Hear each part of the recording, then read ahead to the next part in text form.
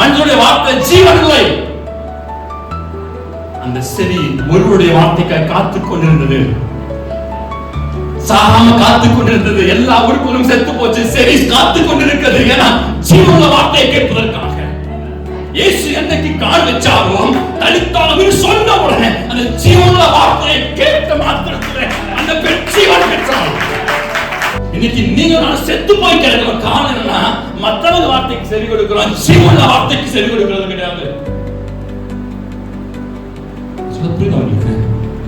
என்னைக்கு இந்த திருச்சபை, என்னைக்கு இந்த சபை ஜீவன் பெறும் என்று சொன்னால், என்னைக்கு ஆசீர்வாதம் பெறும் என்று சொன்னால், மற்றவங்க வார்த்தைக்கு செவி கொடுக்கிறத நிறுத்திட்டு ஜீவனுள்ள தேவன் சொல்லுகிற ஜீவனுள்ள வார்த்தைக்கு என்னைக்கு செவி கொடுக்கிறோமோ அன்னைக்கு நம்முடைய வாழ்க்கை உயிர் பெறும். தளர்ந்து போன, காய்ந்து போன, வறண்டு போன ஜீவியம் மீண்டும் துளிர் பெறும்.